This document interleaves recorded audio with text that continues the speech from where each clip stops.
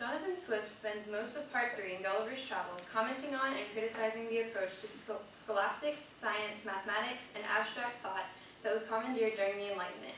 In contrast to Gulliver's previous two voyages, existing to discuss moral and political issues within satire, Part 3 places science and rationalism in the framework of a satire. The land of Laputa exerts their power by administering their mental agility and understanding of technology. On the previous two voyages, the difference in power was accentuated by differences in size. In addition to intellectual superiority being used as a means to perpetuate authority, the Laputian government literally floats over the subjects. This floating serves as an additional metaphor for the advantage the government held over the area. In Part 3 of Gulliver's Travels, Gulliver leaves his family to go off on his third adventure of the book.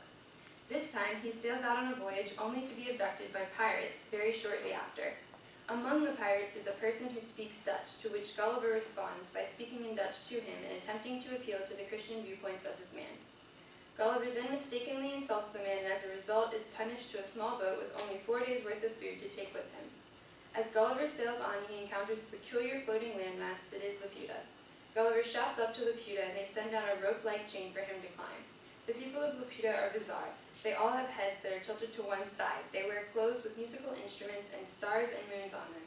And the rulers are so out of touch that they have to be struck by a long, stick-like device to keep their attention from wavering mid-conversation. The functions of Laputa are strange and sometimes meaningless. However, within their world, the Laputians believe there is reason behind everything they facilitate.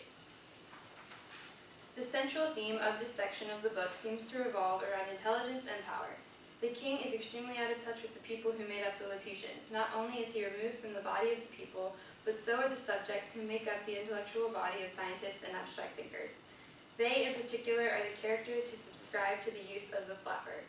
Gulliver eventually grows very bored of the Laputians and wishes to leave. And another example of the Laputian government exercising their power is through the way they assert their massive floating land over the nations in order to get what they want. This is a great asset for them as there is little a country can do to argue with a giant, daunting landmass floating above its head.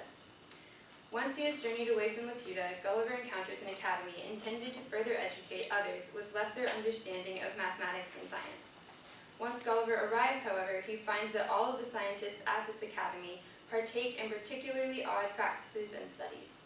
This academy, the Grand Academy of Legato, seems to parody the Royal Society of London for Improving of Natural Knowledge, founded in 1660, with notable figures such as Robert Boyle, Robert Hooke, and Isaac Newton, who were paving the way with their scientific discoveries. One of the most prominent components to this section is certainly the satire and humor of Swift's writing. The professors' ideas about abstract science that they take turns pitching to each other are hilarious.